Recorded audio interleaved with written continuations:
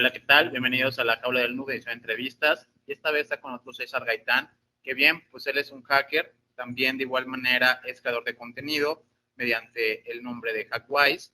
Y de igual manera están mis compañeros del grupo Elite del OYEC y de Buxec, que hará la presentación formal. Hola, ¿qué tal? Soy de Buxec y el día de hoy tenemos de invitado especial a César Gaitán, también conocido como Hackwise. Es un hacker y creador de contenido sobre ciberseguridad y hacking ético. Es un honor tenerte por acá, César. Bienvenido. Y gracias a nuestro patrocinador Hackwise Security podrán obtener un 10% de descuento en su nueva plataforma de formación en todos sus cursos con el código Jaula10. En verdad, no se lo pueden perder.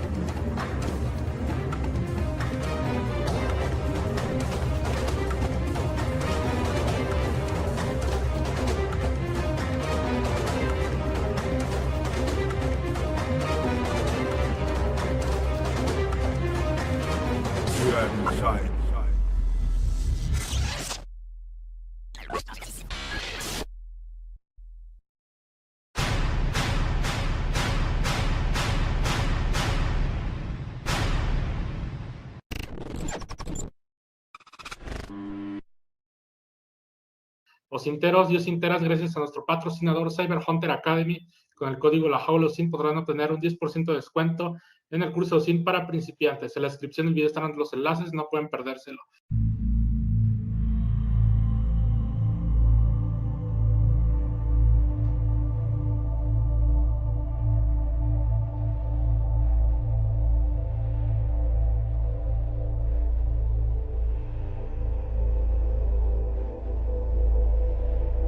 ¿Qué onda, César? ¿Cómo te encuentras el día de hoy?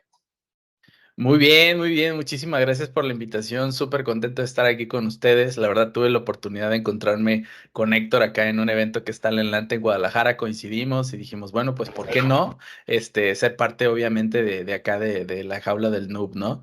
Y gracias por la invitación. Encantado de compartir un poquitín por ahí de las experiencias y demás que he tenido. Bien, César, pues la pregunta obligada es, ¿desde qué edad te gustó esto de la informática y posteriormente, pues esta curiosidad particular por el hacking? Perfecto. Mira, la verdad es que es una historia un poquito larga. Trataré de resumirlo, ser más puntual para no alargarnos en eso.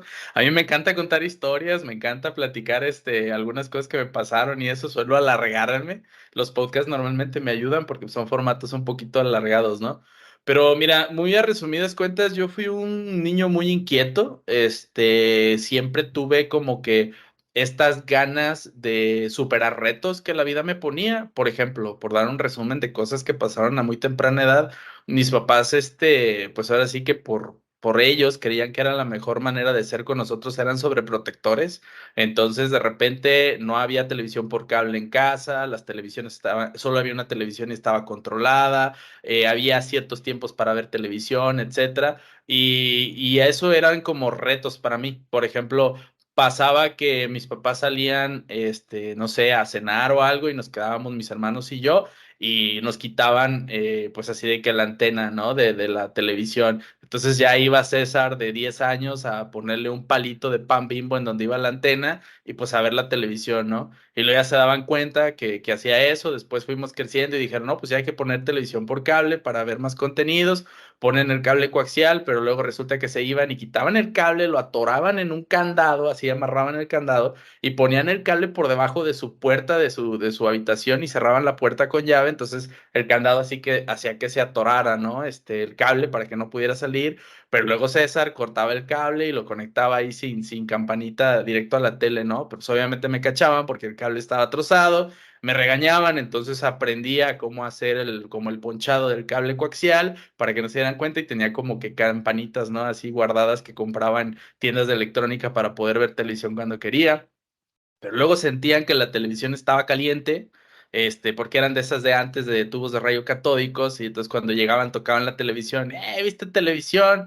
Entonces, pues ya lo que hacía, prendía la televisión con el ventilador a un lado y al final, con una toalla o con tela le quitaba la estática a la pantalla para que cuando la tocaran estuviera fresca y no se sintiera que había sido usada.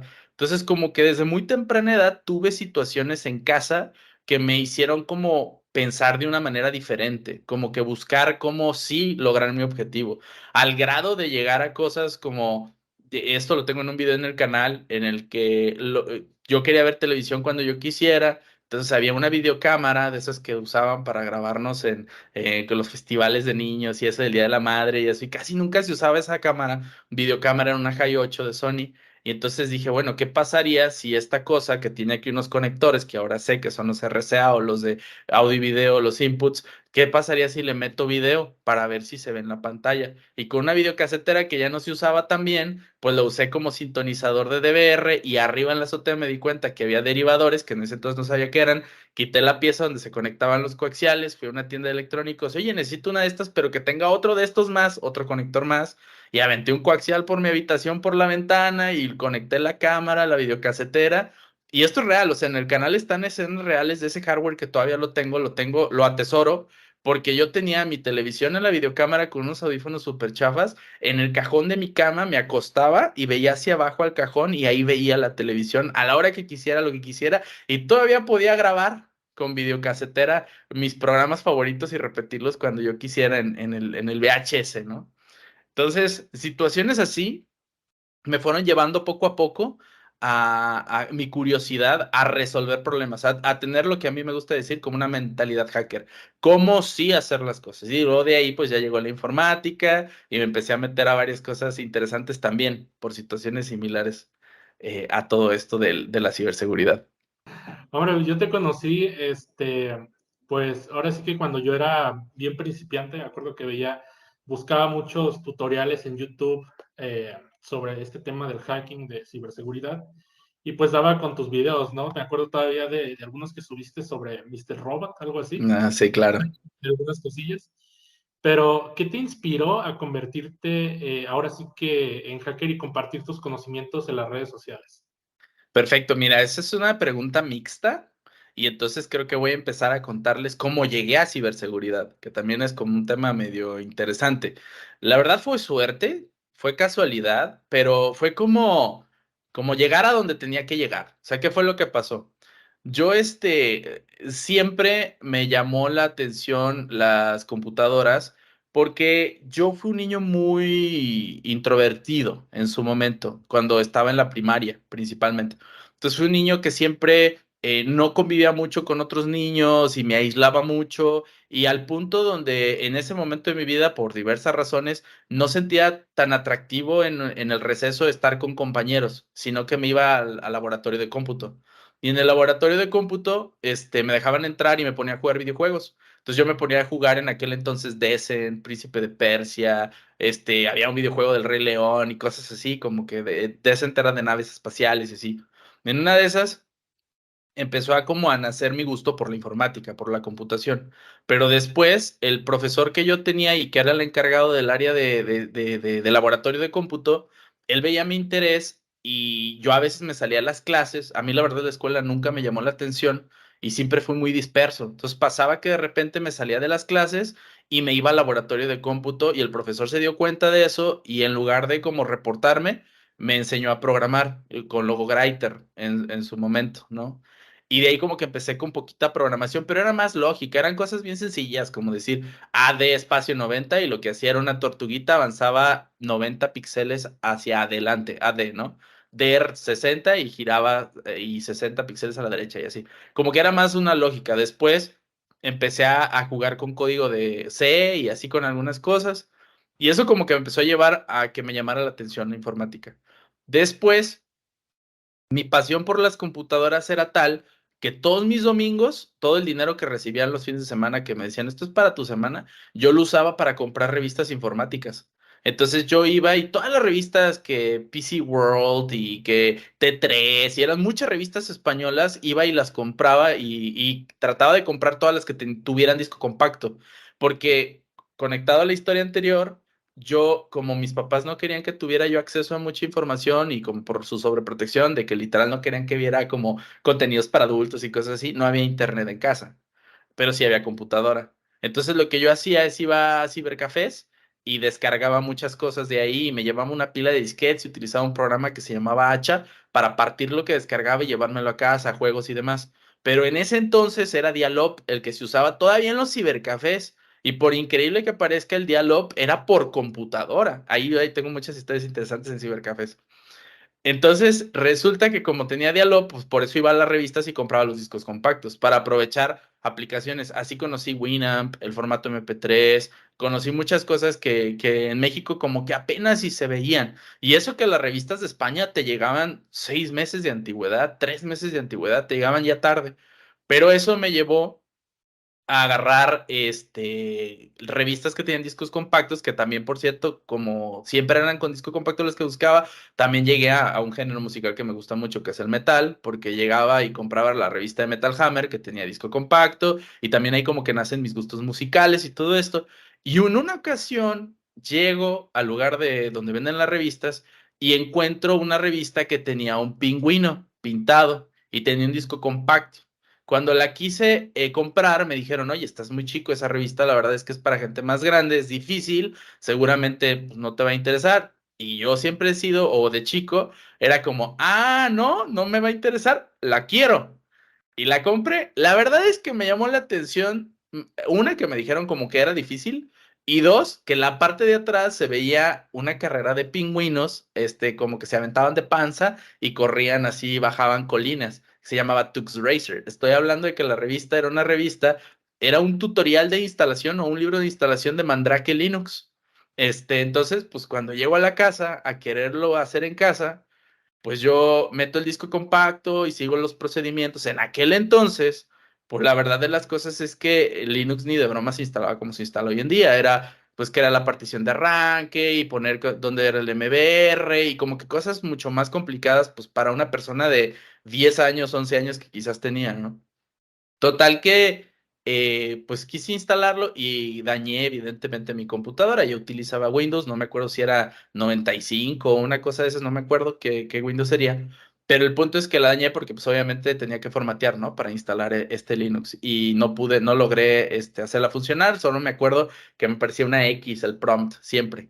Y entonces cuando la dañó, mi papá en aquel entonces, pues mi hermano se enojó porque un día quería utilizar la computadora cuando la dañé y fue de que, oye, no la puedo usar, ¿por qué? Pues César le echó a perder y se molestó y mi papá nos hizo el favor de conseguir quien fuera a arreglarla, pero él muy bueno, que es uno de mis grandes mentores y mis primeros mentores, obviamente, le dijo al ingeniero que fue a arreglarla, por favor, arréglala y enséñale a César a instalar ese disco que quiere instalar. Y le dijo el ingeniero, no, ¿sabes qué? Pues es que yo no sé cómo instalar eso, pero lo que puedo hacer es instalarle Windows, dejarle un disco de Windows, para que él cada que la eche a perder, lo enseño cómo arreglarla, para que la formatee y le regrese el Windows.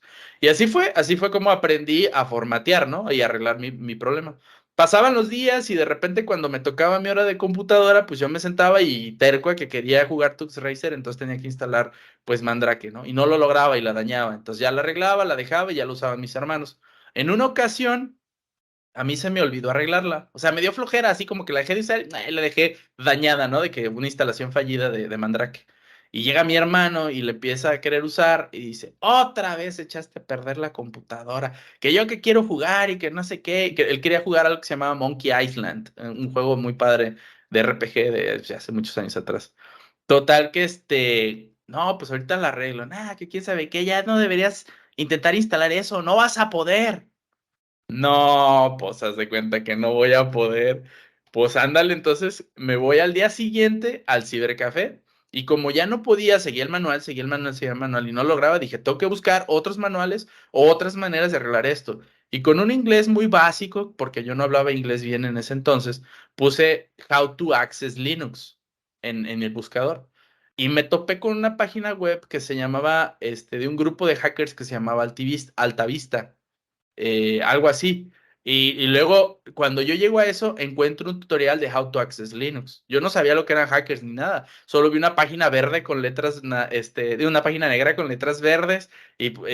No es cierto, no se llamaba Altavista, se llamaba, busqué en Altavista, que era un navegador en aquel entonces, y encontré una página que se llamaba New Order. Ya recordé, como el nuevo orden, era un grupo de hackers. Entonces ya resulta que encuentro el tutorial y empiezo a seguir los pasos en la computadora del cibercafé. Sigo los pasos y de repente, ¡pum!, había accedido a Linux, pero no es que lo hubiera instalado en la computadora del cibercafé, sino que había hackeado una máquina en Linux. ¿Qué es lo que había pasado? Había encontrado un tutorial de cómo explotar una vulnerabilidad de Remote File Inclusion en un PHP pero pues César de 11 años aproximadamente no sabía lo que estaba haciendo, estaba copiando y pegando y ya me había logrado meter al servidor y ver los archivos que tenían este servidor, ¿no? Cosas que eran privadas, ¿no? Encontré unas fotografías como del administrador y unos videos como de su familia así cortitos y dije, ah, caray, ¿qué onda con esto? Y así fue como me enteré lo que era un hacker y al final dije, ok, esto está interesante y ahí empecé como por el mundo de la ciberseguridad. Pero fue una casualidad. Tiempo después logré formatear la máquina y logré pues tener Mandrake y ya de ahí pues empezó también mi camino por toda esta parte de Linux, ¿no? Que la verdad es que es algo que me ha dado de comer y siempre me ha servido para todo lo que hago. Qué buena onda, bro, qué buena onda. Qué buena intro esa, excelente la intro. Es que te das cuenta que algunos preguntan, no, que este brother tuvo suerte, más no, no es suerte. Esto es una preparación que viene con tiempo, como lo mencionaste. No quiero redundar, pero te lo juro, y te lo digo que te lo voy a comentar, me encantó, o sea, 11 años, cabrón, y agarraste y te diste cuenta de la pulsación eléctrica, de cómo mierda llevarla a través de la videocasetera, mandarla por RSA. Oye, no seas cojudo, ese es brutal tu hack, bro, a esa edad, qué hack más brutal, la verdad que muy bueno. La verdad que te felicito por eso, pero el hecho era que eso es innato, ¿no? Porque cuando queremos encontrar solución a algo, hay que hallarle la vuelta, ¿no? Ahí es donde empieza uno a cranearla y uno empieza, y peor cuando hay la persistencia, que ahí ya vos te das cuenta de las virtudes que vas teniendo, ¿no? En el camino, ¿no? Esas virtudes que se van fortaleciendo, que es lo que te construyen, bro. Y mira dónde estás, ¿no? La verdad que te admiro bastante y se valora mucho. Ahora, mi hermano, ¿qué te quiero preguntar? Mira, ¿sabes que tengo mucha curiosidad? ¿Cómo hacer para mantenerte actualizado, bro? Es decir, mira, tenés trabajo, o sea, ya trabajas en ciberseguridad, tenés tu blog, he visto que tenés una comunidad increíble, que estás trabajando también con criptomonedas, o sea, multifacético, brother. Pero ¿cómo carajo hacer para mantenerte actualizado, al mismo tiempo crear tu contenido? Tuve la oportunidad de ver tu setup que tenés de tu entorno de trabajo, genial, brother, excelente, muy buenos tips, la verdad que muy buenos tips, y porque tu contenido es de calidad, eso quiero destacar, que el contenido de este brother es de calidad y es súper educativo, además de eso es accesible, porque si bien sos técnico, pero tú me he dado cuenta cómo enfocas eso a tu audiencia, porque eso es lo que nos cuesta a nosotros a veces, porque nosotros construimos de alguna manera en nuestra cabeza nuestro contenido, pero para informático, pero a veces no sabemos traducirlo para los demás, ¿te das cuenta? Entonces, quería que me comentes un poco de eso, cómo fue tu transición, tu proceso, de cuando empezaste con tu primer opinino, llamémoslo, en el tema de, bueno, sí, soy bueno para esto, me doy cuenta que soy un hacker, me estoy formando para ser, digamos, un informático, redes, qué sé yo, etcétera, un profesional en el área, pero contenido, cuando te basaste en las redes sociales y empezaste, porque todo el mundo se pregunta, ¿cómo carajo hago para poder levantar? ¿Cómo funciono? ¿Son bots? ¿O qué es lo que tengo que hacer? ¿No? ¿Te das cuenta? O sea, yo te digo, porque es lo que se pregunta todo el mundo, ¿cómo hago para crecer la comunidad? O sea, de a poco, este trabajo se consigue así, existe como hackers, mira la pregunta, porque me lo dicen mucho, ustedes como hackers, claro, seguramente hackean YouTube o las redes sociales, y que le dan la gana y son unos cabrones, o sea, hacen trampa. A ver, dando un poquito de luces con eso para que también despedemos dudas, querido. No, claro, bueno, yo creo que, digo, son como varios componentes las respuestas a las preguntas que haces. Digo, la verdad es que no es magia, no es hacking, no es... Si alguien quiere crecer una comunidad o quiere crecer un canal, es constancia. Constancia que, ojo, yo actualmente no tengo. Porque hay mucha gente que cree que, esto es bien curioso y la verdad se los comparto con mucho gusto, hay mucha gente que cree que yo vivo de Hackways o del canal o de hacer publicidad. La realidad es que no, yo tengo 3 empresas. Yo me dedico a la tecnología y tengo empresas que le venden servicios a empresas y tengo empresas que le venden servicios a usuarios final. Y la verdad es que el canal ha sido un hobby que se convirtió en mi tercera empresa, que porque ya es una empresa también constituida en México y todo, tengo gente que me apoya, tengo empleados, colaboradores que la verdad les debo muchísimo porque gracias a ellos pues las cosas suceden. Entonces, una de las cosas es multiplicarte. Uno tiene que aprender a multiplicarse. Nosotros tenemos en esta vida tiempo y el tiempo para mí es el asset más valioso. Y la única manera de hackear el tiempo y obtener más tiempo es tener el tiempo de los demás. Y elaboro esto porque si no se puede malinterpretar.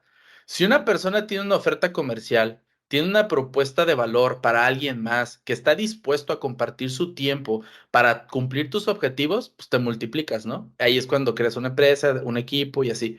Entonces al final sí, César empezó editando sus videos, empezó haciendo los contenidos, empezó haciendo todo, ¿no?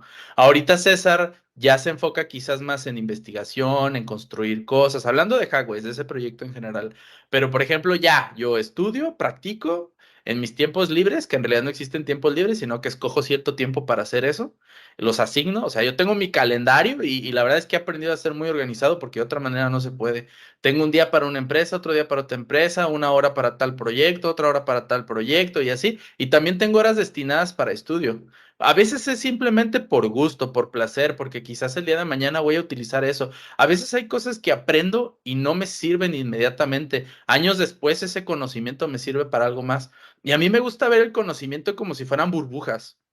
Y todas esas burbujas, tú aprendes a cocinar, aprendes a entrar a un servidor Linux con una vulnerabilidad de kernel, ¿no? O aprendes a utilizar hasta cosas como Metasploit o como lo que tú quieras que te guste herramientas y demás. Y todo, por más increíble que parezca, hasta lo que parece no tener una conexión, todo se conecta, todo. Y el día de mañana, cuantas más burbujas tengas, conectas más cosas y logras cosas bien locas. O sea, al final, si sabes de inteligencia artificial, de ciberseguridad, de servidores, de DevOps, de sysadmin, de administración, de contabilidad, de finanzas, de blockchain, de cómputo descentralizado, entre más conocimiento tengas, más cosas chidas vas a hacer y locas, ¿no? Entonces, por un lado, pues sí es el tener esa darle constancia al final para lograr algo. Si yo quisiera llevar Hackways a los 10 millones de seguidores, estoy seguro que lo puedo lograr, estoy seguro.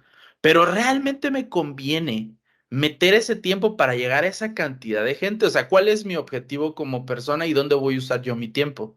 ¿Me conviene eso? O sea, ¿cuál es mi objetivo en la vida, no? O sea, es como que cada quien debe pensar eso. Pues ayudar gente, generar oportunidades de trabajo y no sé qué. O sea, Hackways tiene un fundamento y una base que fue compartir lo poco o lo mucho que sé en las áreas que me apasionan para que nuevas personas se metan a este mundo. Ese es el objetivo. Entonces, por eso yo en Hackways no le hablo a gente de manera súper técnica y me pongo a hacer exploits. No, yo me pongo a decir, mira, esto es un exploit y funciona así, se explota así. O sea, como más de un lado de usuario, más de un lado de quiero que entiendas que esto existe. Por eso mucha gente dice, es que lo entiendo, me gusta cómo explicas. Pero porque estoy intentando hacer eso, estoy intentando que la gente nueva entienda, porque si yo les hablo de todas las tecnologías que hay por detrás y lenguajes de programación y me pongo a hacer cosas súper complicadas en Python, a ver, ojo, no está mal, pero para eso quizás está Savitar, que es un buen amigo, para eso están ustedes, que son expertos también, etcétera. Hackways lo que pretende es, mira amigo, existe esto es real, esto es magia, y la magia se hace así para que digan, mira, qué increíble existe, pero al final también es como, yo te muestro cómo aparezca una carta y cuando te muestre cómo se hace, quizás ya no es tan mágico, pero al final eso te va a permitir a ti aprender cómo hacer muchas otras cosas más mágicas, más complejas, ¿no? Bien, yo voy a hacer un pequeño paréntesis entre esto de Ajá. la ciberseguridad. Algo que sin duda me llamó mucho la atención una vez que tú y yo platicamos, creo que lo hacíamos por Skype, incluso hasta por Messenger, que ya ni existe. Y una vez me comentaste, es que estoy muy metido en esto del Bitcoin, porque yo te comenté que ya estaba recibiendo pues algunos pagos en Bitcoin, nada que ver con la minería pesada, Sin embargo, tú me comentaste algo que sin duda, pues sí me impactó, que fue como de, no, pues casi yo rompí el cochinito y aquí tengo unos UPS y ya me hice una inversión considerable y hace un montón de ruido, hasta me van a correr los vecinos, pero aquí yo tengo el site corriendo, sacando Bitcoin. ¿Cómo fue esta situación? Porque bueno, algunas personas, también hay que mencionarlo, esto del Bitcoin pues apareció para todos, pero pues no todos lo adoptaron con la misma potencia, ¿no? A lo mejor Claro. era una inversión de alto riesgo y algunas personas se metieron. En este caso, tú creo que eres de las personas que posteriormente, ya yo no lo sabía, eso me enteré por medio de la comunidad, que me decían, no, pues, porque ellos te decían César Gaitán y yo te ubicaba por Mister Ébola de hace muchísimo tiempo. Sí. Y les pregunto y me dicen, no, pues no conozco que le sepa el Bitcoin, pero hay un tal César que le sabe. Y me nombraban a ti mismo, pero no siquiera sabía. Entonces, ¿cómo fue esta situación de, pues, fabricar el Bitcoin, nominar el Bitcoin y no tanto la cuestión técnica, sino también, pues, ¿qué te dijeron tu familia? A lo mejor te dijeron, hijo, vas a perder todo tu dinero, no hagas tonterías. ¿O cómo fue esta situación para ti? Fíjate que las criptomonedas es uno de los temas que más me apasionan. Y ahorita con mucho gusto respondo esa pregunta. En mi vida, y así estoy seguro, yo me considero una persona muy observador, soy muy observador y muy analítico, como que me gusta no solo así como que escucho algo y me gusta a ver qué es, cómo funciona, cómo lo hago, o sea, como que me gusta meterme a eso.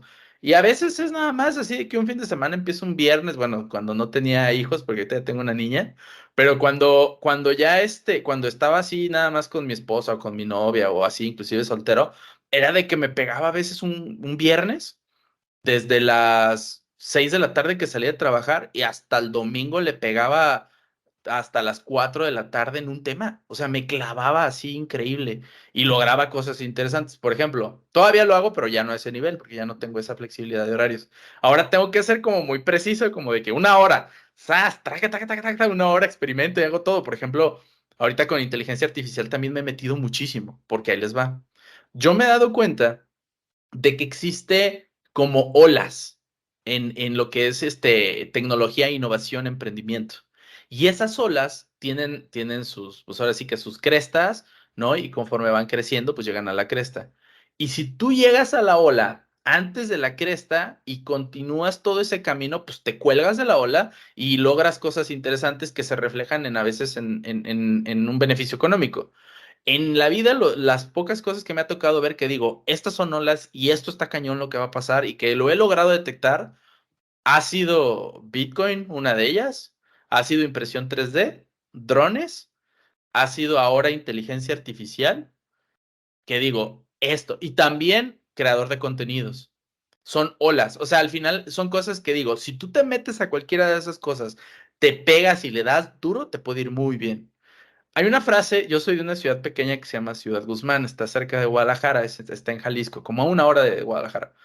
Y pues tenemos muchas frases de rancho porque es una ciudad pequeña, ¿no? Y hay una frase que me gusta mucho que es, entre menos burros, más olotes, que hace referencia a que entre menos personas estén en un tema, pues más oportunidad tienes tú de apoderarte del mercado, de ganar más o de ser diferente, de tener más oportunidades, ¿no? Y tomando esto, resulta que una vez en estos fines de semana que me aventaba de investigación, estaba navegando en Reddit, que es esta como red social, ¿no? Que tiene muchas cosas nerds, geeks. Y en reddit.com, pues resulta que encontré un artículo que decía Bitcoin mining. Pero le estoy hablando del año 2011. 2009 nace Bitcoin. 2 años después de que nace Bitcoin llega a mí ese artículo. Y empiezo a leer acerca de Bitcoin mining y me llamó mucho la atención porque hablaba de cómputo descentralizado, de anarquía, de finanzas, de cómputo en la nube, de cifrado, de ciberseguridad, de Shadow 56 y cosas que yo ya como que tocaba y me gustaban. Era como que juntaron un montón de temas que me llamaban la atención para crear algo.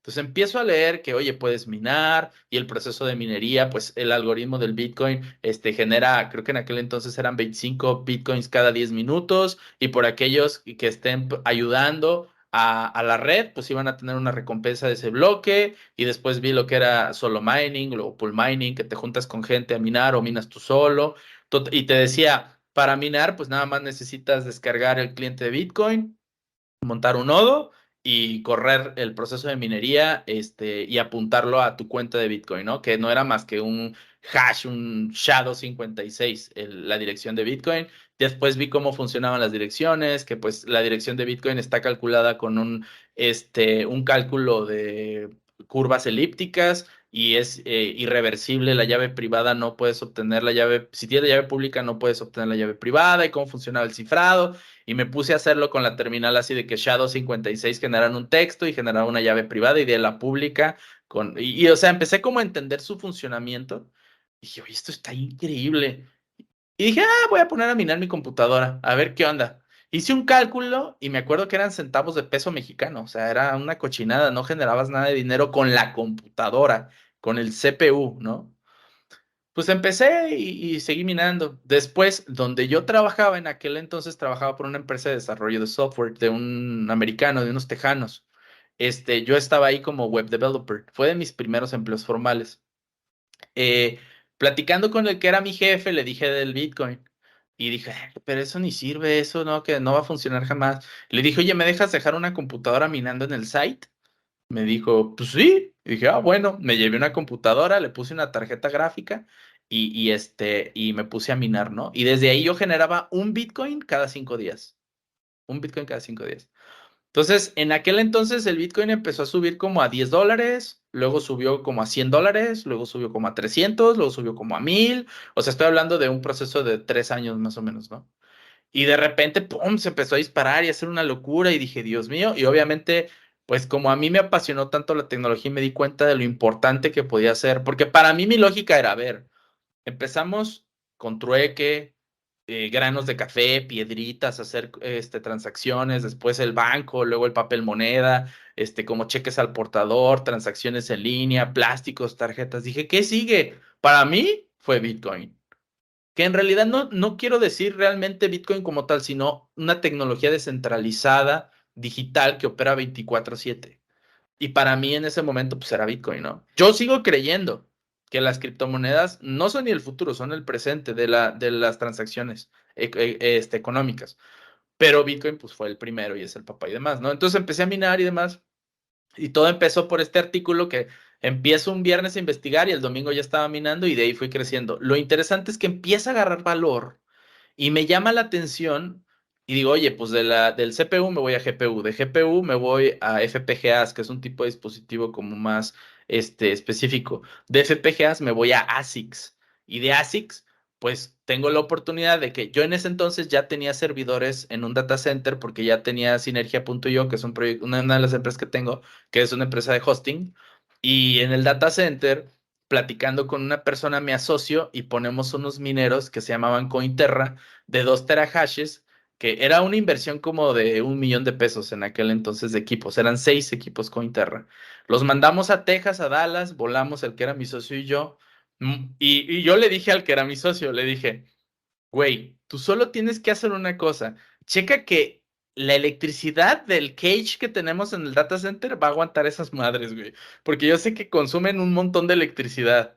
Y yo me encargo de que cuando vayamos los configuramos, los instalamos y los ponemos a minar y a ver cómo nos va. No, que sí. El cálculo decía que la recuperación, el retorno de inversión iba a ser como de año y medio. Pero pues nos gustaba tanto que dijimos, va, a ver qué pasa, ¿no?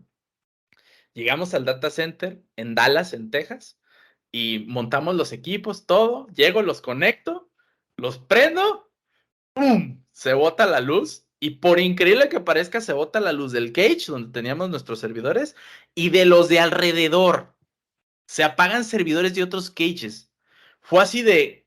No, en chinga llega como un camioncito, así de los que dan mantenimiento y eso. ¿Qué pasó? ¿Qué pasó? Que no sé qué. Y no, pues nada. Y lo volteé a ver y le digo, "Güey, es algo eléctrico".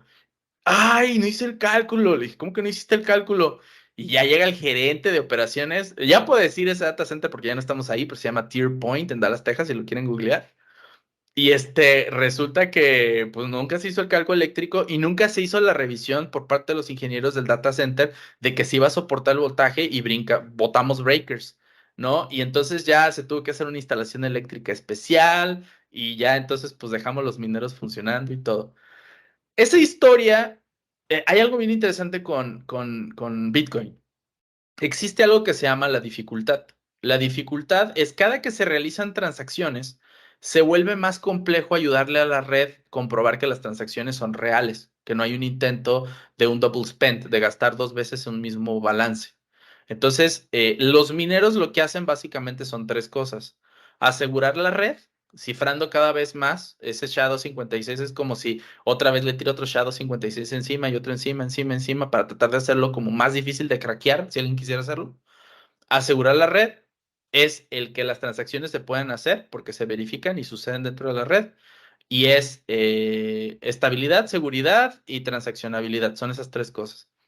Entonces, tú por ayudar a verificar las transacciones tienes una recompensa económica en base al poder de cómputo que tú utilizas para verificar las transacciones. Pero la dificultad con el tiempo, conforme entran más mineros y se realizan más transacciones, es como, pues es elíptico, se empieza pum, pum, pum, pum, pum, cada vez más difícil. Entonces, tu equipo que te generaba, así como les decía el ejemplo de la tarjeta gráfica en su momento de en 5 días un Bitcoin, cada vez generas menos. O sea, por ejemplo, generas en 3 meses, o dependiendo si la dificultad sube porque entran muchos mineros, chinos o lo que sea, que los chinos agregan a lo loco muchísimos mineros, pues quizás duras 3 días, digo, perdón, 10 días en generar un Bitcoin, o 15 días en generar un Bitcoin, 20 días, y llega un punto en donde tus gastos fijos, tu luz, tu internet, el data center y demás, pues ya no, o sea, ya no te da para pagar, ya no ganas. Y los equipos se convierten en pisapapeles, o sea, ya no sirven de nada, porque aparte son ASICs, son solo para eso. Entonces llegó en esa historia el punto en donde ya no era redituable mantenerlos prendidos y los apagamos. Y literal están guardados los equipos. Tengo como un, ¿cómo se dice? Como un museo de cosas en las que he estado, que guardo un equipo de cada uno para, en un futuro sí me gustaría tener como un espacio donde ponga todas esas cosas. Y así apagamos. La realidad es que en ese momento estábamos en pérdidas. No se había recuperado el dinero y se guardó el Bitcoin y pues ya no les puedo contar más, pero pues básicamente eso es parte de la historia. Sí. Esa no se la había contado a nadie, creo. O bueno, no en algo público como esto. Es la Sí. exclusiva. Mm, Ahora, está bastante interesante todo esto, ¿no? Que nos platiques. Y hace un momentito que mencionaste sobre la inteligencia artificial. mm, Yo últimamente también he estado bastante clavado con ello, porque es algo bastante interesante. Por ejemplo, lo que se puede llegar a lograr, ¿no? Con ChatGPT es como tener es una el amigo locura. más inteligente del mundo a tu Es una lado, locura. la computadora. Pero tú, ¿cómo ves todo esto de la inteligencia artificial en el hacking? A ver, o sea, la inteligencia artificial per se, o sea, como tal, a mí me explotó la cabeza cuando lo conocí. A ver, esto no tiene días, tiene años, es más, quizás décadas. Porque empieza con el deep learning, machine learning, todos estos algoritmos de reconocimiento, de empezar a detectar objetos y clasificar información. O sea, lo que pasó con inteligencia artificial hoy en día es que se juntó todo eso y se crearon productos que explotaban todas estas tecnologías. Productos como creo que todo empezó, o sea, el mainstream se enteró cuando empezó Stable Diffusion, generar imágenes por cómputo, ¿no? Aprovechar tu tarjeta gráfica para hacer imágenes increíbles en segundos escribiendo prompts. Ahí como que explotó y todo el mundo lo empezó a escuchar. Pero ya había mucha gente haciendo inteligencia artificial de años atrás. Por ejemplo, tengo amigos que tienen empresas que se dedicaban a agarrar un montón de data y procesarla para, por ejemplo, sacar cosas como esto está bien loco, qué compuestos químicos quitar y qué otros, con qué intercambiarlos para generar medicamentos más económicos.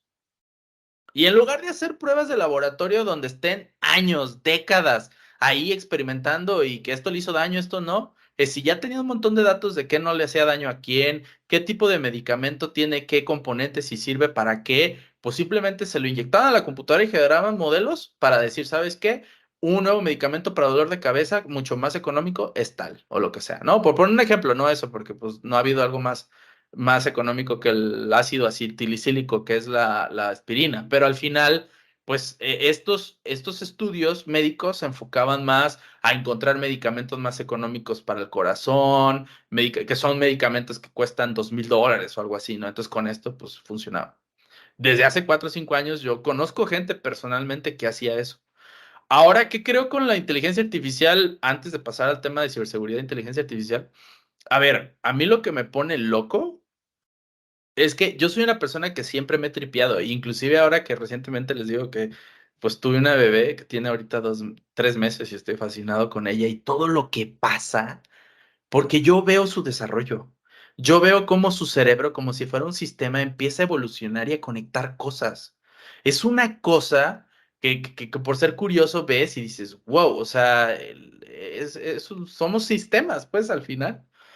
Y lo que me aloca es que yo le decía desde la ginecóloga cuando empezábamos a ver la evolución del feto y todo esto, decía, ¿en qué momento es consciente la bebé? ¿En qué momento se deposita la conciencia? ¿Y lo que es conciencia? Cuando tú estás haciendo inteligencia artificial, lo que tú estás haciendo es logrando que exista conciencia a un nivel en una cosa. Porque, a ver, Stable Diffusion, ¿cómo funciona? Tú lo que haces es, lo que hicieron fue un algoritmo, ingenieros de Google, que tienes una imagen, le meten estática y le agregan estática cada vez más, y al algoritmo le dicen, mira, estamos descomponiendo una imagen al grado de tener puro ruido. Ahora algoritmo, reverséalo. Tienes un montón de imágenes que hicieron eso. Ahora tú de estática tienes que ir y generar la imagen hacia atrás, ¿no? Una imagen que se vea bien. ¿Sí lo hiciste? Ok. Entonces ahora clasifica todo lo que hiciste y ahora entiendes gracias a esa descomposición y recomposición, entiendes lo que es un humano, lo que es una cara, lo que es un ojo, lo que es una boca, alguien feliz, alguien triste, alguien bla, bla, bla. Que por cierto, aquí entra el tema de por qué las manos en inteligencia artificial se ven mal. Porque los modelos no fueron entrenados para entender manos, sino para entender humanos o objetos. Y el humano, la generalidad del humano no es las imágenes con las que se crea el modelo, pues no son imágenes de muchas manos, son imágenes de personas paradas y haciendo así. Entonces, por lo que interpreta la inteligencia artificial son unas manos raras, ¿no? Porque no se le entrenó para manos. Hay ya inteligencias que sí traen ya ese entrenamiento. Pero entonces yo me pregunto, a ver, si tú le enseñas cómo hacer imágenes, si tú le dices que es una pera o una manzana, entonces el algoritmo es consciente a cierto nivel. O sea, no sé, como que me saca de onda pensar en eso y no entiendo, obviamente no tengo la respuesta.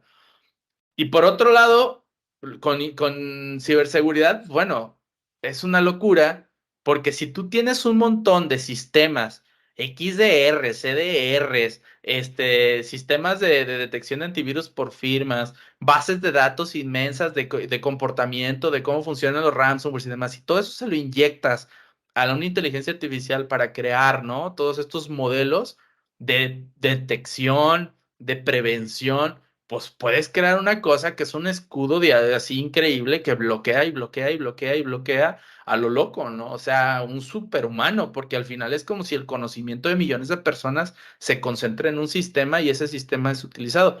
El detalle de esto, pues, es los falsos positivos, cuando no bloquear de más, cómo no hacer que exista un sesgo en la inteligencia artificial, que todo lo bloquee, porque todo es peligro. Ahí están los retos de la gente que está haciendo los modelos. Pero el futuro de la ciberseguridad, sí veo, ya lo hay, ¿no? O sea, ya hay herramientas, no sé, Acronis, Fortinet, Sentinel One, que utilizan inteligencia artificial. Y por eso es que uno de todas maneras como humano tiene que entrar para decirle, hey, no, esto es un falso positivo. Porque sí tiene un comportamiento raro esa aplicación, pero el comportamiento raro es porque programaron mal las cosas e hicieron una mexicanada que mandan un parámetro sin cifrado, por ejemplo, ¿no? Pero no es que se estén robando la información, sino que está mal programado tu desarrollo personalizado o cosas por el estilo. Entonces yo creo que sí va a ir mejorando mucho la inteligencia artificial en ciberseguridad y va a crear herramientas cada vez más robustas y va a ir reduciendo la necesidad de ingenieros en cosas que se pueden considerar sencillas y que pues mejor nosotros nos ponemos a hacer lo que realmente importa, que es un poco más mental y de más destreza. De hecho, ahora que lo menciona, inteligencia artificial, que siempre que ahorita es el boom, ¿no? Es la temática. Me gustó la parte que comentaste sobre realmente estamos creando conciencia, etcétera. La verdad que hay harta, se podría desmenuzar muy bonito ese tema, Sí, pero bastante. bastante, ¿no? Y podríamos hacer unos 100 podcasts, creo, pocos, eso, quedaría corto. porque en la parte de lo que es la neurociencia, ¿no? Que ya es otro tema, pero vos sabés que toda esta algoritmia que se construye se basa en redes neuronales, etcétera. Y de hecho, lo que mencionaste, lo de tu bebé, por cierto, felicidades, porque tener una hija mujercita es lo mejor, ¿no? Es lo mejor del mundo, bro. Son su primer amor y son su único amor siempre. Una locura, sí. Y ese Inception hay que hacerle siempre. Siempre, siempre. Aquí está este atleta que te va a cuidar, mi amor. Lo dejo sin cumpleaños al brother ese que te haga daño. Ándale, Sí, ándale. Mira, y eso quería compartir como ya a materia más personal.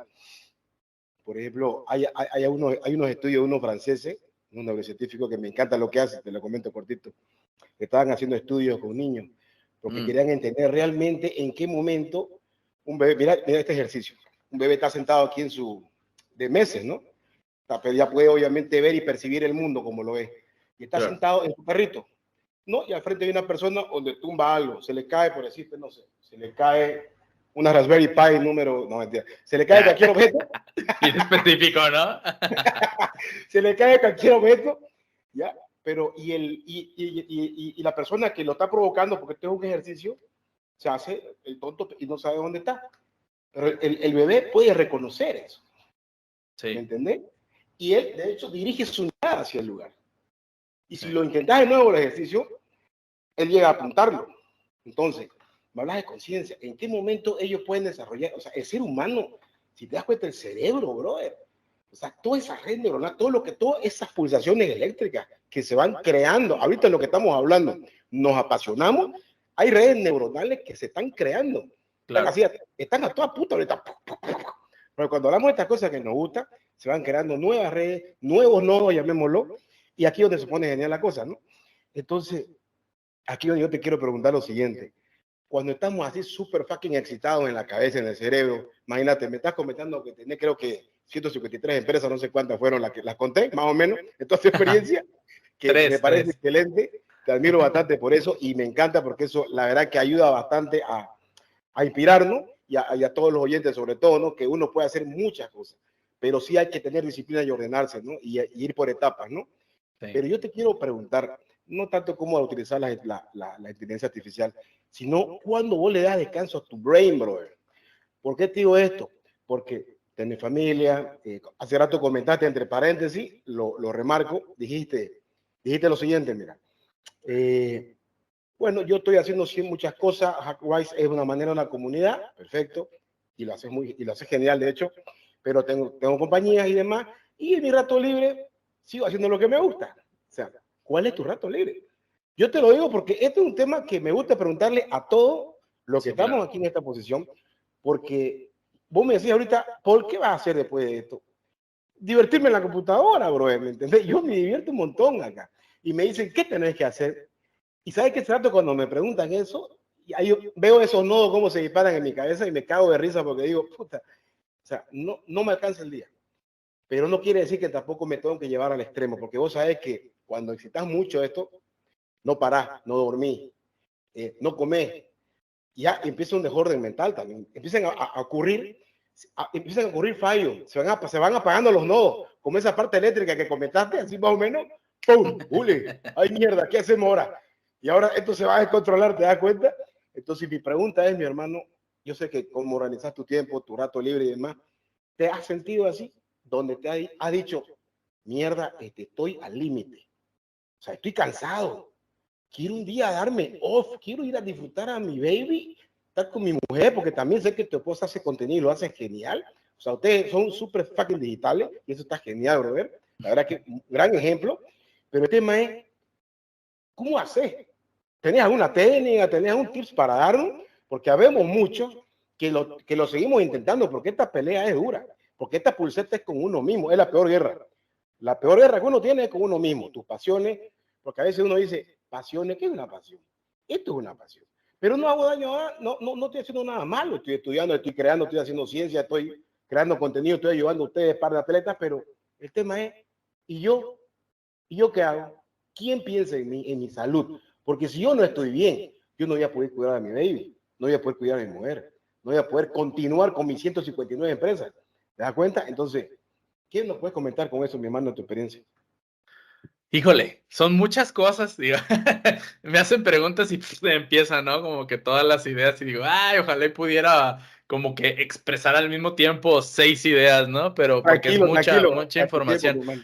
Pero, a ver, digo, ahorita puntualmente anoté unas cosas. Creo que, fíjate, qué bueno que tocas este tema. Yo tengo muchos amigos y lamentablemente me acabo de enterar por ahí de un amigo, su pareja se acaba de quitar la vida el día de hoy y sí fue como algo que dije, Dios mío, pues, ¿cómo alguien puede llegar a eso? Y me ha tocado otros amigos que en el área de informática, muchísimos se divorcian, muchísimos tienen problemas con las parejas, y te pones a analizar y dices, pues, ¿por qué no?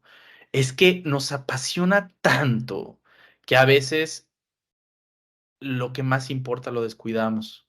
O sea, no hay que olvidar que somos humanos y como humanos hay que tener humanidad y hay que darnos el tiempo. Hay que tener algo, es una palabra que a mí me encanta, hay que tener empatía, hay que ser empáticos. Si tú te casas, si tú tienes una novia, si tú tienes una pareja, a ver, hay de dos. Tienes que pensar en quién quieres ser. ¿Tú quieres ser Elon Musk? Steve Jobs, Steve Wozniak, quiere ser el empresario que casi nadie conoce, pero le va bien en la vida, el empleado que tiene su casa y su auto y vive bien, el que quizás renta toda su vida, pero es feliz, el que vive en una casa en el campo solo con su esposa y su familia y vive de lo que cosecha. ¿Quién quieres ser? ¿Y qué estás dispuesto a sacrificar para lograr el éxito que buscas? Si tu respuesta es a mí me vale madre, yo quiero ser el mejor, quiero darlo todo, estoy dispuesto a no tener pareja, a no tener hijos o no verlos. Bueno, pues quizás vas a ser un Elon Musk y entonces vas a estar como él, viviendo en su fábrica, siendo un billonario o trillonario que duerme en el sillón de la sala de juntas, teniendo billones de dólares. Si eso quieres, está bien, no está mal, no lo estoy juzgando, pero al final él decidió eso y él va a llevar a la humanidad quizás a otros niveles con tantas cosas que tiene. Tiene Neuralink, tiene SpaceX, tuvo PayPal, lo vendió, tiene Tesla. ¿Cómo puede? Ahí toca otro punto, otra vez, trabajo en equipo. Y hay una cosa bien importante que me gusta decirle a amigos emprendedores, a ver. Otra vez repito, ¿qué estás dispuesto a sacrificar para obtener el éxito que buscas? Ojo, esa pregunta es capciosa, porque en realidad también puede ser o que estás dispuesto a que sacrifiquen otros por ti para lograr tus objetivos. A ver, ¿qué pasa? Si yo le dedico todo mi esfuerzo, todo mi tiempo a mi pasión, voy a lograr que mi pasión avance mucho, pero voy a dejar otras cosas. Pero si mi pasión la comparto con otras personas y ese esfuerzo y esa demanda de trabajo que se requiere se divide entre varios, pues ellos no se van a divorciar, no van a tener problemas y yo tampoco, porque ellos le van a dedicar 2 horas extras, 1 hora extra, no toda su día, no sus 24 horas. Entonces otra vez es ese hack, o sea, otra vez es ese acomodarte. Y quizás el ser así no te va a llevar a ser Elon Musk.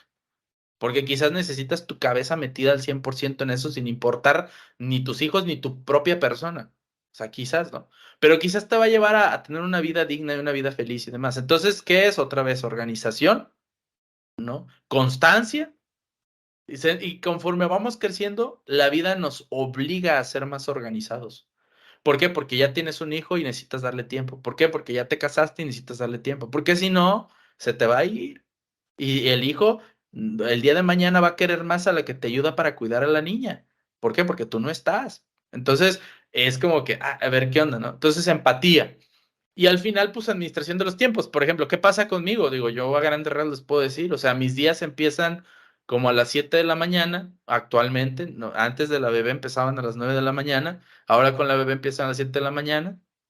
Empiezo, reviso cosas, trabajo, 9 de la mañana, empiezo con juntas, termino a las 12 del día de juntas, a las 12 del día que termino de juntas, trabajo, 2 de la tarde, a comer, llueve, truena, relampaguea, a mí me vale, yo a las 12 en punto como, porque necesito pensar también en mí, porque la empatía no es hacia los demás nada más, también es en uno mismo, porque si yo no respeto de 2 a 3, yo ya no comí, porque me lleno de juntas y de trabajo y cuando me acuerdo ya valió, ya se pasó la hora de la comida.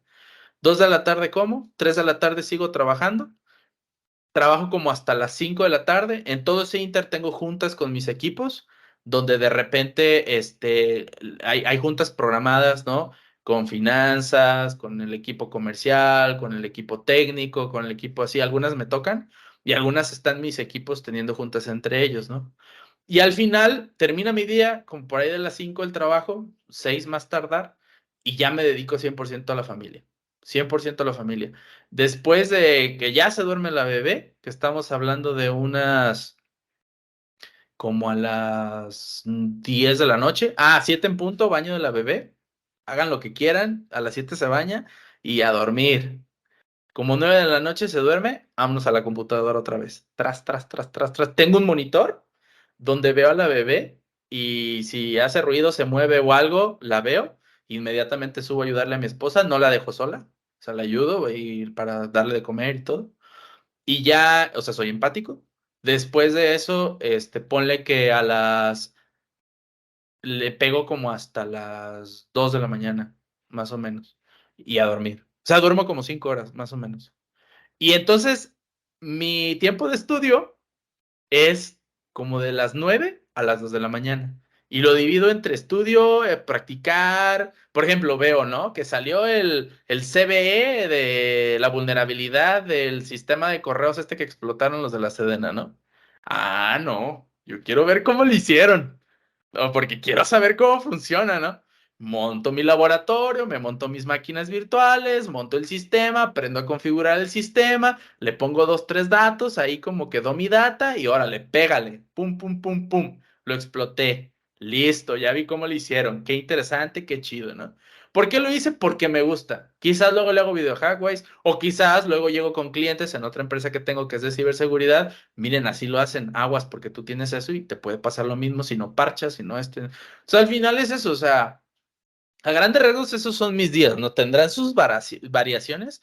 A veces también pasa que a partir de las 9 me pongo a ver videos en YouTube y me rasco la panza y nomás estoy comiendo y descansando, ¿no? Porque si el cuerpo, eso sí, yo le hago caso a mi cuerpo. Si mi cuerpo me dice, ¿ya? ¿Cómo? Pues me siento estresado, me siento cansado, me siento... Ya, o sea, sí, y me ha pasado muy rara vez, pero hasta en horario laboral que estoy quemado, ahí nos vemos. Y me duermo a las 4 de la tarde, 2 horas, 1 hora, si se puede. Eso lo hacía antes de la bebé, ahorita la verdad es que ya no, porque no puedo. Pero, porque la bebé es una cuestión demandante como de cada hora, cada hora, cada hora. Cada hora quiere comer, cada hora quiere comer. Y como cada 2 horas, 3 horas cambio de pañal.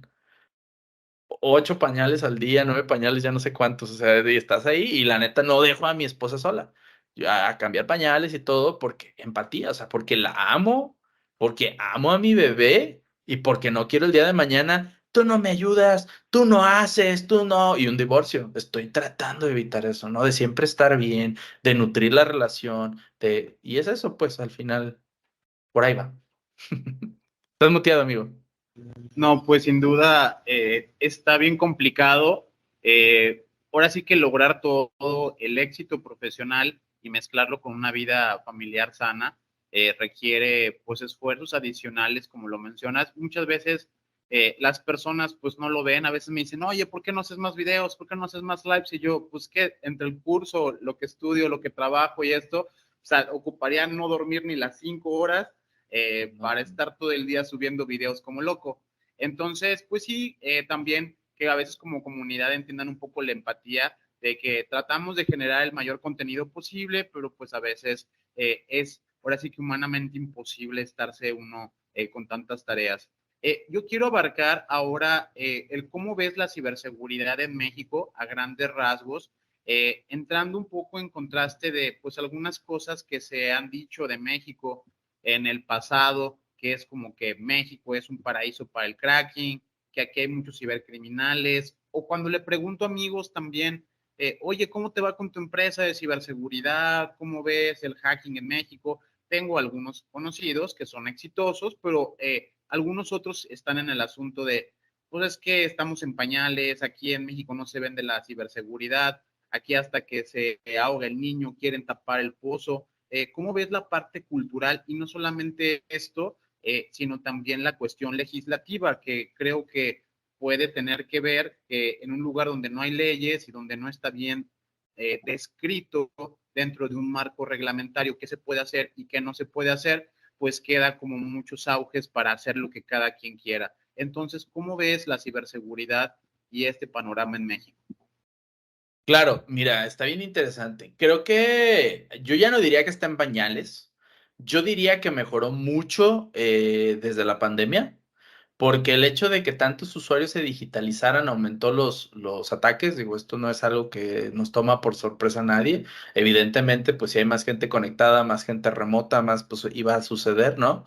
Creo que bien o mal todas estas campañas de ransomware que han salido de diferentes grupos de hackers muy grandes, pues han beneficiado bastante la ciberseguridad a nivel nacional. ¿Por qué? Porque como bien lo dice Héctor, desafortunadamente una de las características que tenemos las empresas en México es yo invierto hasta que ya me atacaron. Ahorita tenemos un cliente que no puedo hacer disclosure obviamente el nombre, pero llegan y dicen, llegaron, nos cifraron los servidores, queremos arreglarlo. Ok, no, pues ¿tiene respaldos? Sí, ¿dónde los tienes? No, pues en un disco duro. Ah, ok, perfecto. Pues si quieres darnos acceso para revisar cómo está todo el show. Obviamente primero pues llegar, mitigar, ¿no? Como que desconectar, aislar, bloquear puertos para que no sea el problema y todo. Revisamos y sus respaldos dentro de su máquina en un disco duro. ¿Qué creen que pasó? Pues los respaldos cifrados. Obviamente, ¿no? 80,000 personas les pasa eso. Oye, pues traes tus respaldos cifrados. ¿Tienes algún otro medio de respaldo? No. Es que respaldos dentro de la máquina no son respaldos. Tienen que estar off-site y tienen que estar en algún lugar donde sea inmutable, donde no se sobrescriban, donde haya solo permisos de lectura, no de escritura, quizás, o sea, pues, o soluciones, ¿no? Que existen y demás. No, pues no, pues, ¿qué crees? No, pues ya valiste, porque aparte ese ransomware que tienes no tiene solución y aparte no puedes, pagar la recuperación porque esa campaña de ransomware, esos hackers dejaron de operar. Quedaste cifrado por siempre. Hasta que quizás alguien encuentre solución, ¿verdad? O sea, o alguien lo descifre las llaves o algo. Pues, ¿qué vamos a hacer? No, pues previene. Arregla y agarra tus records, manuales que tienes, reconstruye tus bases de datos y previene. No, pues ahí vienen y ahora sí, ¿sabes qué? Ahora sí, ármame con todo. Pues órale que ahí te va el Fortinet, seguridad perimetral y ahí te van los, protección contra endpoints, ¿no? Y el XDR y respuesta a incidentes y el Data Loss Prevention y ahí te va todo que hicieron, todo, así de que yo quiero todo y pólizas y la fregada. Pues bueno, pues malamente el ransomware nos dio chamba, ¿no? Y al final ellos ya se protegieron, ya tienen inclusive su, este, su, su plan de respuesta a incidentes, ¿no? Y todo esto. Entonces, ahora la necesidad ya está siendo tal que a veces no porque les haya pasado, sino porque les da miedo que les pase lo que están viendo que les está pasando a las otras empresas, pues ya se protegen. Entonces, por un lado, creo que hemos mejorado, pero por la situación de ataques, pues como que ya se quieren proteger. Por otro lado, en cuanto a prevención se refiere para todos nuestros colegas, ¿no? Pues que traen toda la parte de pen testing de Red Team, pues el pen testing como que todavía le cuesta a las empresas, no quieren invertir, ya hasta que traen una bronca o por compliance quieren hacer el pen testing, porque ¿sabes qué? Me lo está pidiendo tal entidad gubernamental o entidad financiera que tengo que tener estas pruebas de penetración y con gente certificada para poder salir a producción. Entonces ahí es donde te piden ese servicio, ¿no? Pero pues también ahí la ventaja es que ya legislativamente hablando ya se empieza a solicitar eso. Digo, y eso creo que le pasa a muchos países en la actualidad.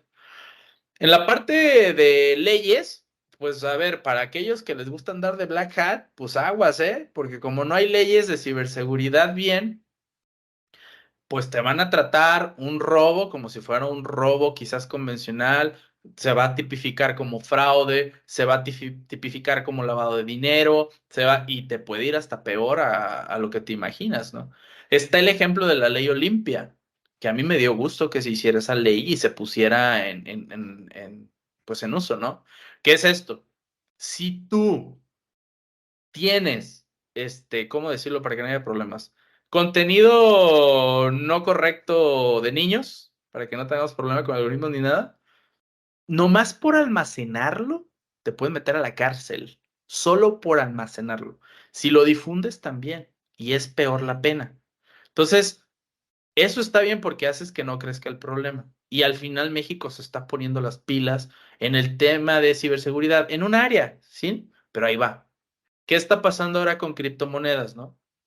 Está la ley FinTech, que sí, está en pañales y va mejorando y va creciendo. Pero a ver, para que eso sucediera, se tuvieron que meter los exchanges más grandes a nivel nacional como Bitso, se tuvieron que meter los emprendedores que están bajando millones de dólares o billones de dólares en inversión para sus empresas en México de criptomonedas, para decir, ahora sí necesitamos algo. Y están empujando ese marco legal porque lo necesitan para tener certeza para operar. Porque imagínate que tú creas una empresa que cuesta $1 billón, pero operas en México, eres un unicornio, como es Bitso, le pasó.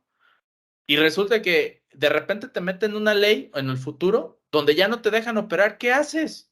Si tienes una empresa con tanta inversión y con tantos empleados, tienen como más de 300 empleados, ¿qué fue lo que hicieron? Yo no sé, no hay certeza con la ley FinTech. ¿Sabes qué? Hablo sucursal en Gibraltar y monto ya mi operación para que si hay un problema legal, mis cuentas están en Gibraltar, no me estés fregando, mi operación está en México. Y eso es lo que tienen que hacer los emprendedores y empresarios. Ahí es donde le hace falta a México. Pero bueno, si nos vamos 5 años atrás, sí ha habido una mejora importante. Si nos vamos 10 años atrás, sí ha habido una mejora bastante importante. Entonces ahí vamos, pero creo que sí es importante.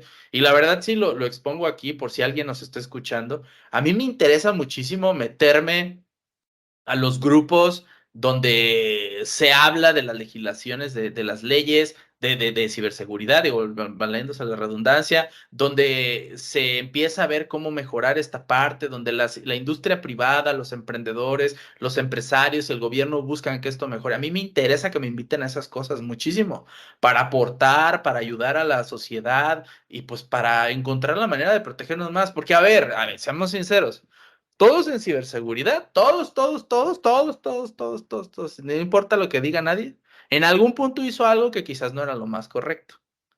Por curiosidad hiciste algo muy sencillo, pero eso algo muy sencillo a una persona, el César de 13 años o el César de 16 o de 18 años recién cumplidos, por su curiosidad se puede meter ahorita en un problema legal en donde quizás puede estar toda su vida en la cárcel por su curiosidad.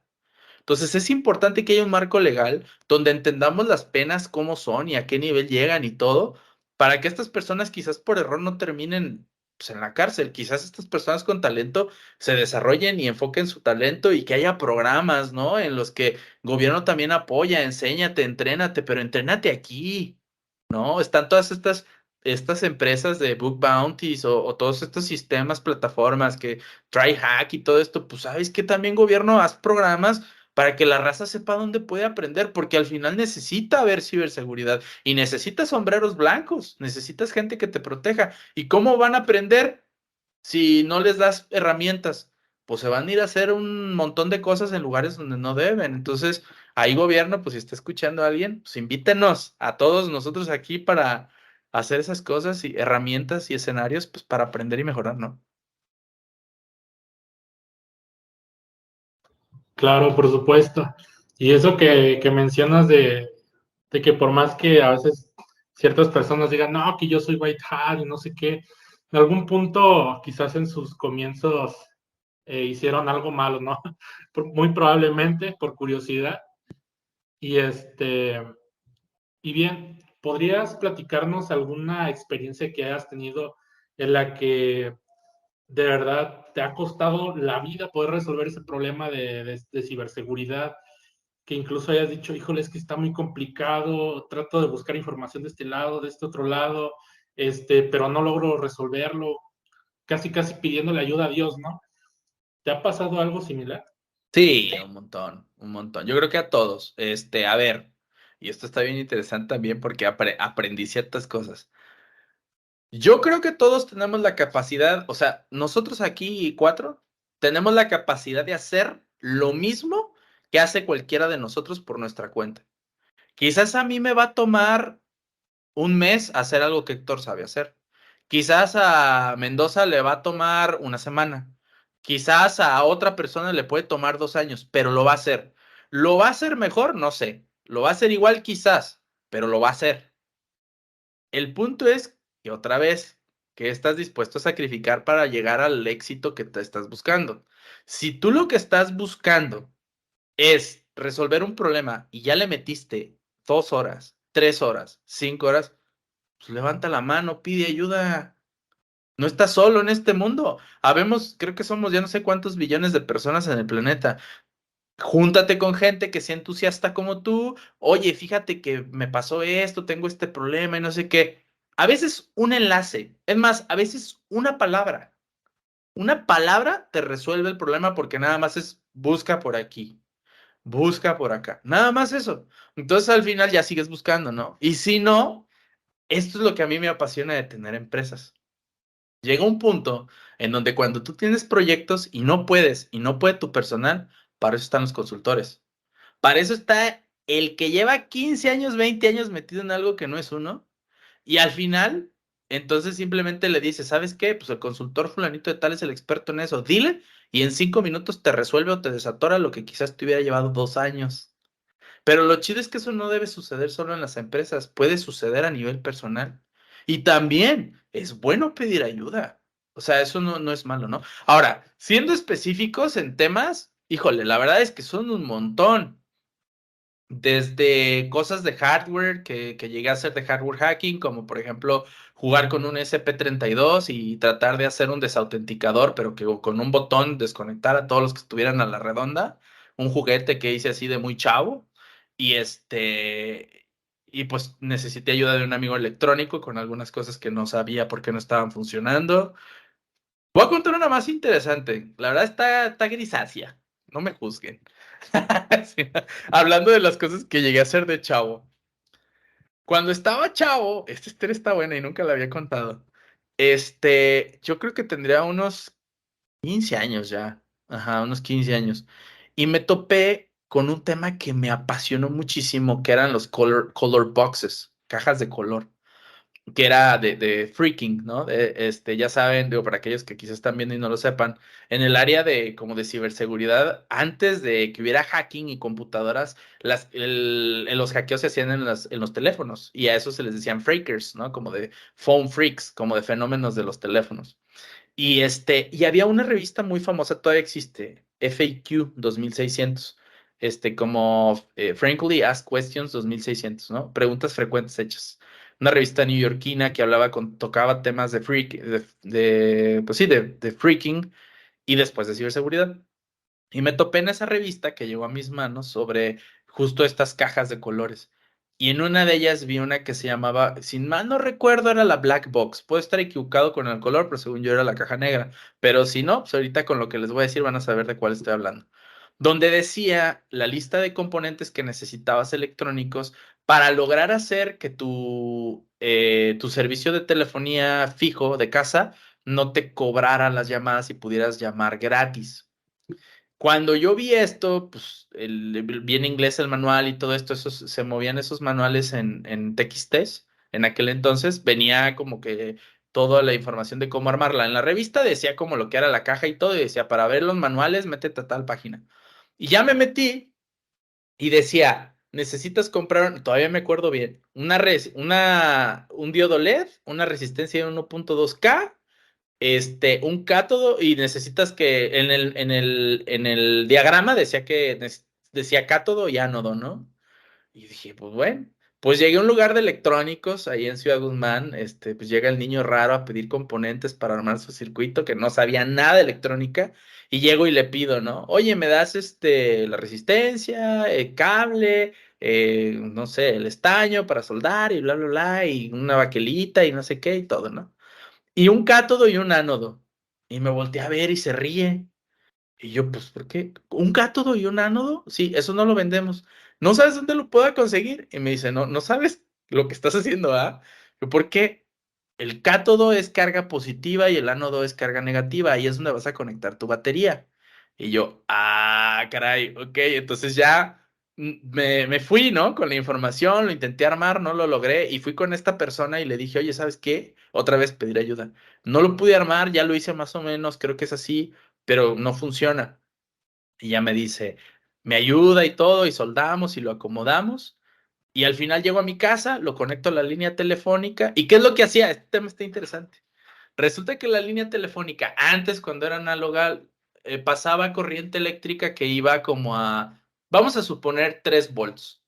Cuando estaba colgado, no había corriente eléctrica. Cuando tú descolgabas, eran 3 volts.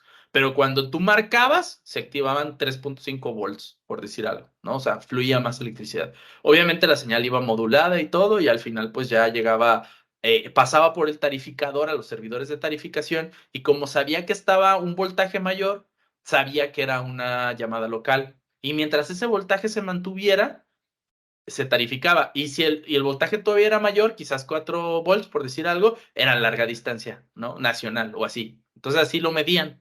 Entonces lo que tú hacías al bajar el voltaje con la resistencia, pues era que siempre quedara como si estuviera simplemente el como listo para marcar. Entonces tú marcabas y te conectaba y todo, pero el tarificador no te detectaba. Y así llamabas gratis. Pero entonces César vio que podía llamar gratis y todo, y estuvo interesante. Y César empezó a hacer como que tarjetas y tarjetas y regalárselo a un amigo, otro amigo, y después las empecé a vender y así empecé a hacer negocios hasta que en su momento me cacharon mis papás y dijeron, hijo, eso está mal porque estás robando. Yo, ¿cómo que estoy robando? No, pues es un dispositivo para que no te cobren las llamadas. Sí, pero entonces, ¿quién está pagando esas llamadas? No, pues nadie. Tú estás robándole, pero ¿a quién estoy robando? Pues a la empresa telefónica. Y me regañaron y fue un problemón y me hicieron regresar dinero a las personas que detectaron que les había vendido eso y no un desmadre. Pero bueno, al final ese fue un reto de que me ayudaron.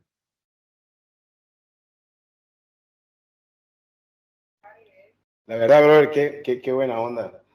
Es que es que sigue en mi cabeza así, no ha dado tanta información. Y recomiendo totalmente este podcast, mis queridos atletas. Y te quería Eso. mostrar algo. Quería compartir mi pantalla, no sé si se va a poder. Acabo de crearlo. Me encantó lo que dijiste. Me quedo con dos cosas. Si, con tu permiso, mi hermano, Sí. aquí está al vivo, te lo pido. Obviamente me puedes decir que no y la borramos esta parte, ya eso depende. Nah, no. Mira, tengo un eslogan que me gusta mucho que se llama el atleta. Lo siento, mi querido atleta, siga participando. Keep coding, bro, y bla, bla, bla. ¿Ok? Súper cortito.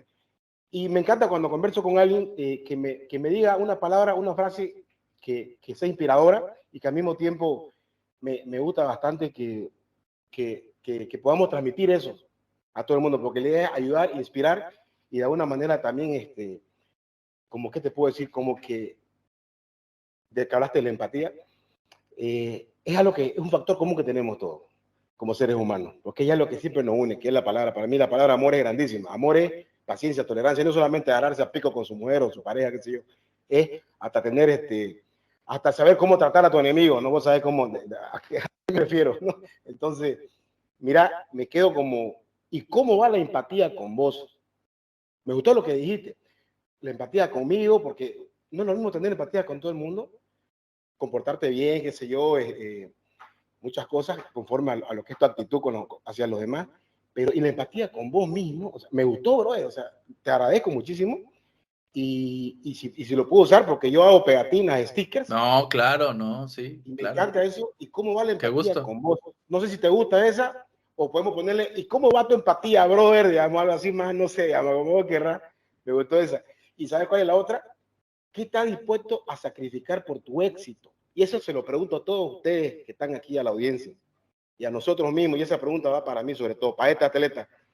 ¿Qué estoy dispuesto yo a sacrificar por mi éxito? Mierda, qué profundo, bro. Te agradezco un montón, en serio. Muchísimas gracias. Y con tu venia voy a hacer estas pegatinas de estabilidad para hacer la vida postear, mi querido atleta. Eso, eso.